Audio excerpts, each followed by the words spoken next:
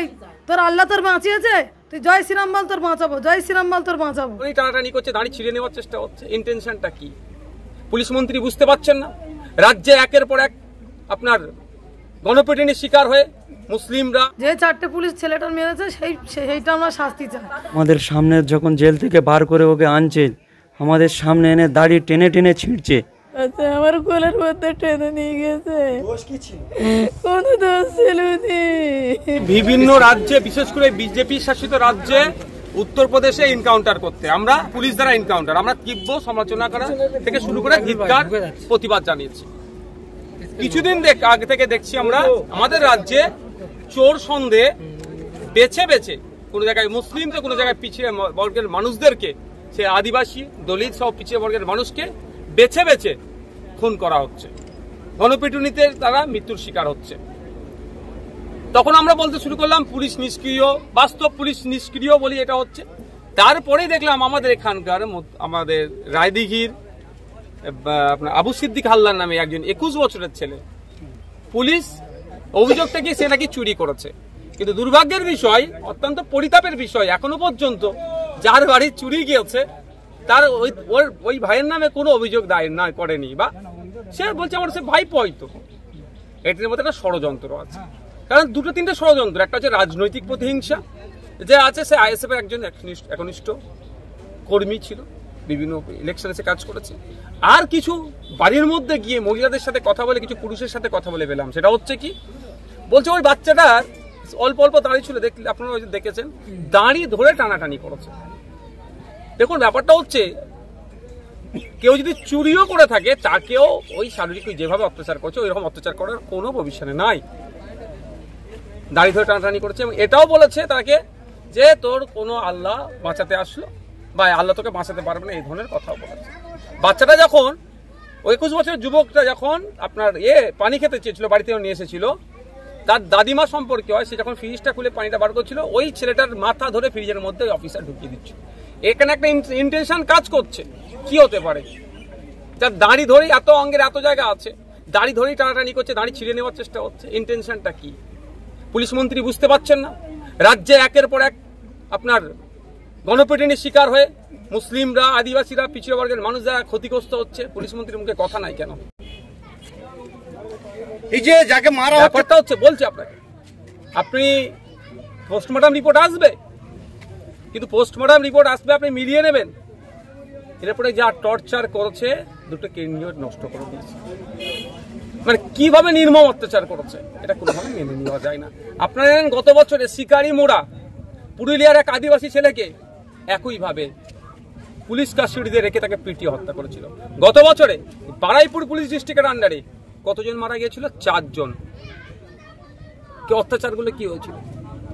আজকে আমরা কোন জায়গায় বসবাস করছি? কি আইনি পরিষেবা আমরা পাচ্ছি? তবে একটা কথা বলছি, আমরা ধৈর্য ধরছি।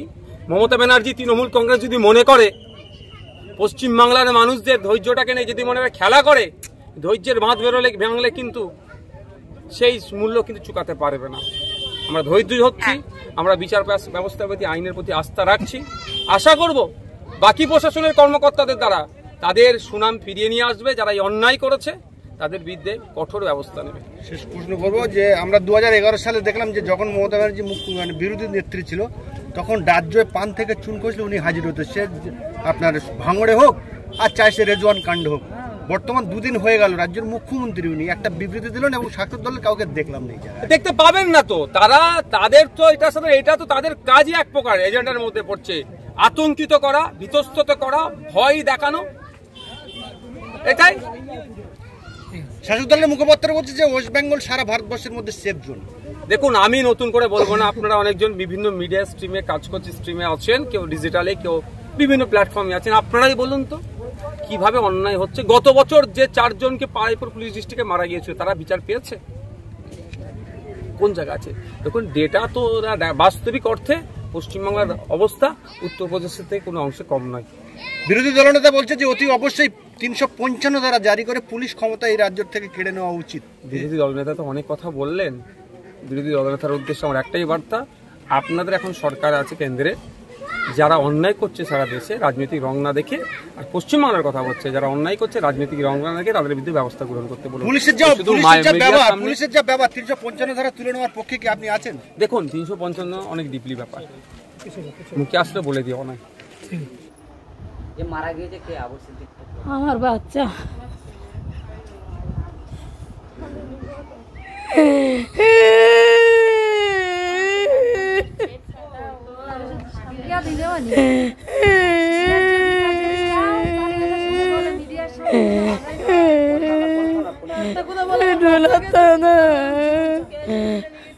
বাচ্চা তুলে নিয়ে গেছে আমার অনেক চলতে, হ্যাঁ আমার বাচ্চা আমার কোলের মধ্যে টেনে নিয়ে গেছে। কোনো দোষ ছিল নি, কোনো দোষ ছিল নি আমার বাপরে। হ্যাঁ পার্টি ষড়যন্ত্র ছিল। হ্যাঁ তিন ভাইজান পার্টি করেছে। হ্যাঁ এরা ভাইজান পার্টি করে। কি বলবো, আমরা বাচ্চা চলে গেছে, আমরা তাদের সাজা চাই, আর কি বলবো। হ্যাঁ তো সাজা চাইবো না।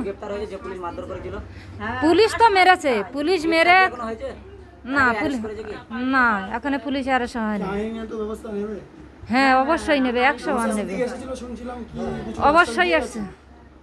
আমরা তো ওই থানা ঘেরা ওখানে সবাই তো গেছি, ছেলেরা জানে, আর আমরা মেয়েরা কি বলবো বলো যেন বাবা। আমরা একটা কথা চাই যে ওনার শাস্তি চাই, যে 4টে পুলিশ ছেলেটার মেরেছে সেইটা আমরা শাস্তি চাই। মারার মেরেছে, ফের বলেছে এই তোর আল্লাহ তোর বাঁচিয়েছে, তুই জয় শ্রীরাম বল তোর বাঁচাবো, জয় শ্রীরাম বল তোর বাঁচাবো। বাচ্চা আমাদের কাছে নিজে বলে গিয়েছে, নিজে আমাদের কাছে বলে গিয়েছে যে আমার এরকম বলেছে, আমি ইমান হারাইনি, আমি বলিনি, এরকম বলেছে। পায়খানার দ্বারে পাইপ ঢুকে ঢুকে দিয়েছে, বাড়ি ঢুকে দিয়েছে, পেশাবের দ্বারে কারেন্ট চার্জ দিয়েছে। কি করেছে বাচ্চা, এমন বাচ্চা হসপিটালে ছিল, সেই বাচ্চা ধরে আমার ঘর, যার ঘরে চুরি হয়েছে তার ঘরে আবার চোর আছে, সে তার সেই ছেলে তুলে না চলে যায়। 4টে ভাইয়ের একটা ছেলে, আসল দোষী দুটো বলছে, তারা দুজন নাবালক, দুটো ছেলে ধরেছে, তারাই বলেছে ওইটি আমাদের করেছে বলে, তাদের এই নাবালক ছেলের কথা শুনে নিয়ে চলে গিয়েছে। তার আব্বা ভেজে দিয়েছে যে ওইটা ওদের নাম করবি, বাপ যেই ছেলে দুটো ধরেছে তার বাপ বলেছে যে ওদের ছেলের নাম করবি, যে ওর চাচার ঘরে ও চুরি করেছে। এইটা আমরা এখন বাচ্চার জীবন গিয়েছে, আমাদের জীবনের বদলে জীবন দিতে হবে। 4টে ভাইয়ের একটা বাচ্চা, আমাদের জীবনের বদলে জীবন দিতে হবে। আমরা ফাঁসি চাই, আমরা ফাঁসি চাই। ঢোলা থানা, রাজদীপ সরকার, আবু সিদ্দিক হালদার। আমার ভাই মারা গিয়েছে, এরকমভাবে পিটিয়ে মেরেছে। পুলিশের শাস্তি আমরা চাই, ফাঁসিও চাই। আমার ভাইকে যে আরে মেরেছে, আমার সামনে মেরেছে, ওর কাছে আমি সব সময় ছিলাম যখন থেকে ধরে নিয়ে গেছে। ওর আমাদের সামনে যখন জেল থেকে বার করে ওকে আনছে, আমাদের সামনে এনে দাড়ি টেনে ছিঁড়ছে, যেই চেল্লাচ্ছে। আমার ভাই যখন কাঁদছে, আমার ভাইয়ের ওখানে গ্রিলের রড ছিল, রডে মাথা ঠুকে দিয়েছে। আবার আমার ভাই পরে যখন ছাড়া পেয়ে আমার ভাইকে জিজ্ঞেস করছি, ভাইকে বলছে তোর কোন আল্লাহ বাঁচাবে, আল্লাহর ডাক এবেল তুই।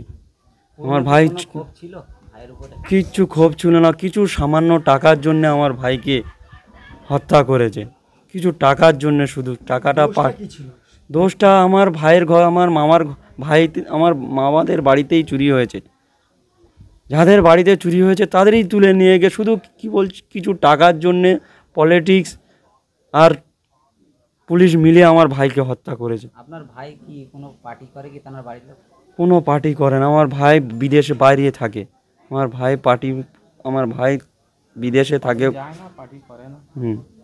এখানে থাকেই না, শুধু মায়ের অপারেশনের জন্যে ঈদের 1 সপ্তাহ আগে বাড়িতে এসছে। বাড়ির লোকজন দাবি করেছিল কিছুদিন আগে যে তোমরা আইএসএফ করে বলে, এমনটা কিন্তু ষড়যন্ত্র করে মারধর করা হয়েছে। আইএসএফ করে আর একটু সাপোর্ট করতো, আইএসএফকে সাপোর্ট করতো, মানে থাকে না এখানে, ভোট কি করবে, আইএসএফকে সাপোর্ট করতো ভাইজান, যে চাচা করতো। আইএসএফ বলে টাকার জন্য আমি কি বলছি, পার্টির লোক মেরেছে ওকে। কোন পার্টি? শাসক দলের পার্টি, কোন পার্টি মারবে? শাসক দলের পার্টিই মেরেছে মিলে, আর পুলিশ মিলে কিছু টাকার জন্যে একে নির্মমভাবে হত্যা করেছে, পিটিয়ে পিটিয়ে মেরেছে।